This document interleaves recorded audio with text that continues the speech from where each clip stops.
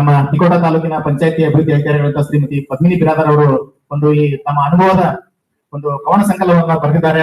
ಅದನ್ನ ಬಿಡುಗಡೆ ಮಾಡ್ಬೇಕಂತ ಮನೆ ಗಣ್ಯರಲ್ಲಿ ನಾನು ಕೇಳ್ಕೊತಾ ಇದ್ದೇನೆ. ಪದ್ಮಿನಿ ಬಿರಾದರ್ ಅವರು, ಶ್ರೀಮತಿ ಪದ್ಮಿನಿ ಬಿರಾದರ್ ಮೇಡಮ್ ಅವರು ಬಂದು ತಮ್ಮ ಅನಿಸಿಕೆಯನ್ನು ಹೇಳ್ಬೇಕಂತ ಕೇಳ್ಕೊತಾ ಇದ್ದೇನೆ.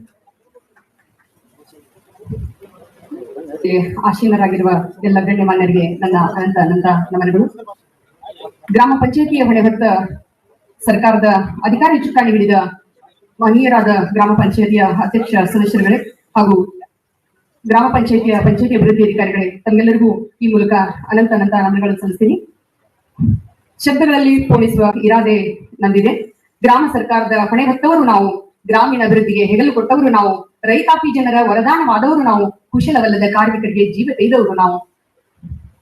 ನಸುಕಿನ ಓಜೋನ್ ಚೀರ್ ಮಾಡಲೇ ಇಲ್ಲ, ಸೂರ್ಯ ದೇವನ ಹೊಂಗಿರನ ಖುಷಿ ಕೊಡಲಿಲ್ಲ, ಮಸಾಲಾ ಚಾಯ್ ಹಿತವೆನ್ನಿಸಲಿಲ್ಲ, ಮೈ ಮೇಲೆ ಬಿದ್ದು ಹೊರಳಾಡುವ ಮಕ್ಕಳಾಟವೂ ಖುಷಿ ಕೊಡಲಿಲ್ಲ, ನನ್ನ ಆಕೆಯ ಪ್ರೀತಿಯ ಆಲಿಂಗನವು ಸುಖ ನೀಡಲಿಲ್ಲ, ನನ್ನ ಆಕೆಯ ಪ್ರೀತಿಯ ಆಲಿಂಗನವು ಸುಖ ನೀಡಲಿಲ್ಲ, ನಮ್ಮ ಅಮ್ಮನ ಕೈ ತುತ್ತು ರುಚಿ ಎನಿಸಲಿಲ್ಲ, ನನ್ನ ಅಮ್ಮನ ಕೈ ತುತ್ತು ರುಚಿ ಎನಿಸಲಿಲ್ಲ.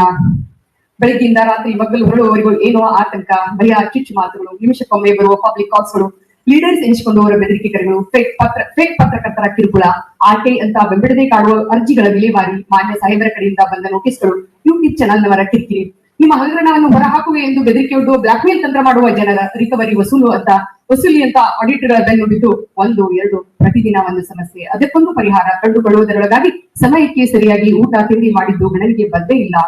ನನಗೊಂದು ಕುಟುಂಬ ಇದೆ ಅಂತ ನೆನಪಿಗೆ ಬರುವುದು ಕಚೇರಿ ಮುಗಿಸಿ ಮನೆಗೆ ಹೋಗುವಾಗ ಮಾತ್ರ. ಸರಿಗನಸು ಕಂಡೀವ ಶೌಚಾಲಯ ಕಟ್ಸೀವ, ಸರಿಗನಸು ಕಂಡೀವ ಶೌಚಾಲಯ ಕಟ್ಸೀವ, ಅಕ್ಷಿಯ ಮಿಟುಕಿಸಿ ಕಸಗುಡಿಸಿ ಎದ್ದೀವ, ಅಕ್ಷಿಯ ಮಿಟುಕಿಸಿ ಕಸಗುಡಿಸಿ ಎದ್ದೀವ, ಉಂಡಿದ್ದು ನೆನಪಿಲ್ಲ, ತಿಂದಿದ್ದು ಅರಿವಿಲ್ಲ, ಹಸಿರಿಗೆ ಉಸಿರಿಲ್ಲ, ಬಿಸಿಲಿಗೆ ದೆಳೆದಿಲ್ಲ, ಹೆಂಡತಿ ಮಕ್ಕಳ ನೆನಪಿಗೆ ಬಂದಿಲ್ಲ, ಹೆಂಡತಿ ಮಕ್ಕಳ ನೆನಪಿಗೆ ಬಂದಿಲ್ಲ, ಕೈಗೂಡದ ಕನಸೊಂದು ನನ್ನ ಸಾಗಿ ಕಾಡಿತಲ್ಲ, ಕೈಗೂಡದ ಕನಸೊಂದು ನನ್ನ ಸಾಗಿ ಕಾಡಿತಲ್ಲ, ಸಾಹೇಬ ಕೊಟ್ಟ ಪ್ರೇಮ ಪತ್ರ ರಾತ್ರಿಯ ನಿದ್ದೆಗೆಡಿಸಿತಲ್ಲ, ರಾತ್ರಿಯ ನಿದ್ದೆಗೆಡಿಸಿತಲ್ಲ, ರಾತ್ರಿಯ ನಿದ್ದೆಗೆಡಿಸಿತಲ್ಲ. ಬೆಳಗ್ಗಿಂದ ಸಾಯಂಕಾಲ ತನಕ ಎಲ್ಲಾ ಕೆಲಸ ಮಾಡಿ ಲಾಸ್ಟ್ ಗೆ ಬಂದ ತಕ್ಷಣ ಎಲ್ಲೋ ಒಂದ್ ಕಡೆ ನಮಗೊಂದು ನೋಟಿಸ್ ಬರ್ತಿರ್ತಾವ. ಎಲ್ಲೋ 10 ಪ್ಯಾರಾಮೀಟರ್ ನಲ್ಲಿ ಒಂದ್ ಯಾವ್ದೋ ಫೇಲ್ಯೂರ್ ಆದ್ರೆ ರಾತ್ರಿ ಒಂದ್ ನೋಟಿಸ್ ಇಡೀ ರಾತ್ರಿ ನಿದ್ದೆ ಕೆಡಿಸಿದ. ಚಂದ್ರನ ಚಲುವಿಕೆ ನೋಡಲಿಲ್ಲ, ಇಂದ್ರನ ಹೋಲಿಕೆ ಮಾಡಲಿಲ್ಲ, ನನ್ನ ಆಕೆಯ ಅಂದ ಕಣ್ತುಂಬಿಕೊಳ್ಳಲಿಲ್ಲ, ಮಕ್ಕಳಾಟ ಅನುಭವಿಸಲಿಲ್ಲ, ಹೆತ್ತಮ್ಮನ ಅಂತರಂಗ ಅರಿಯಲಿಲ್ಲ, ಅಕ್ಕ ತಂಗಿಯರ ಬಯಕೆ ಈಡೇರಿಸಲಿಲ್ಲ, ಅಣ್ಣನ ಜವಾಬ್ದಾರಿ ಬರಲಿಲ್ಲ, ಇದೆಲ್ಲವೂ ನಾನು ಇಲ್ಲಿಯೇ ಸುರಿಸಿದನಲ್ಲ, 15 ವರ್ಷದ ನನ್ನ ಆಯುಷ್ಯ ಈ ಹುದ್ದೆಗೆ ಮೀಸಲಿಟ್ಟೆನಲ್ಲ. ಜೇಂಟ್ಸ್ ಪಿಡಿಗಳೆಲ್ಲರೂ ಇವತ್ತಿನ ತನಕ ಅಕ್ಕಂಗಿರು ಯಾರೇ ಪಂಚಮಿ ಹಬ್ಬಕ್ಕ ಹೋಗಿ ಕರ್ಕೊಂಡ್ ಬಂದಿದ್ದು ನೆನಪಿದೆಯಾ? ನಿಮ್ಮ ಹೆಂಡತಿಗೆ ಪ್ಯಾಟರ್ನಿಟಿ ಲೀವ್ ತಗೊಂಡು ಎಂದರೆ ಆರೈಕೆ ಮಾಡಿದ್ದು ನೆನಪಿದೆಯಾ? Nothing at all. ಅಕ್ಕ ತಂಗಿಯರ ಬಯಕೆ ಈಡೇರಿಸಲಿಲ್ಲ, ಅಣ್ಣನ ಜವಾಬ್ದಾರಿ ಬರಲಿಲ್ಲ, ಇದೆಲ್ಲವೂ ನಾವು ಇಲ್ಲಿಯೇ ಸುರಿಸಿ ಬಿಟ್ಟೆನಲ್ಲ.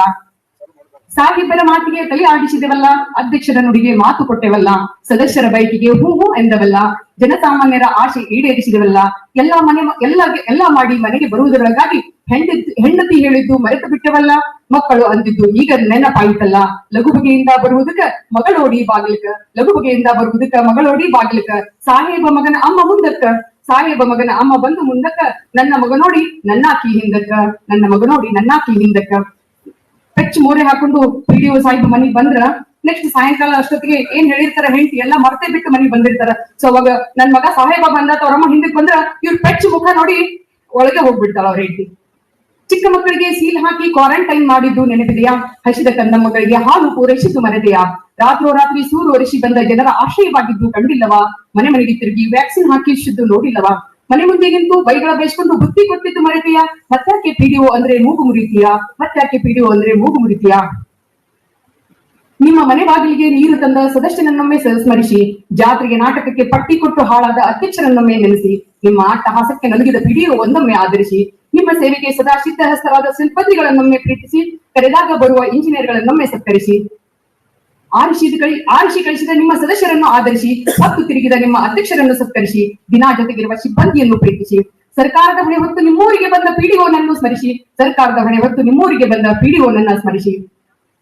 ಕಾರಣವಿಲ್ಲದೆ ಕಾರಣ ಕೇಳಿ ನೋಟಿಸಿಗೆ ಉತ್ತರಿಸದಂತಾದೆವು, ಕಾರಣವಿಲ್ಲದ ಕಾರಣ ಕೇಳಿ ನೋಟಿಸಿಗೆ ಉತ್ತರಿಸದಂತಾದೆವು, ನಮ್ಮದೆಲ್ಲದ ಕೆಲಸ ಕೇಳಿ ಸುಸ್ತಾದೆವು, ದೊಡ್ಡವರ ಅಟ್ಟಹಾಸಕ್ಕೆ ನಲುಗಿದೆವು, ಜನರಾಡುವ ಆಟೋಟೋಪಕ್ಕೆ ಕೊನೆಗೂ ಬಲೆಯಾದೆವು, ಜನರಾಡುವ ಆಟೋಟೋಪಕ್ಕೆ ಕೊನೆಗೂ ಬಲೆಯಾದೆವು.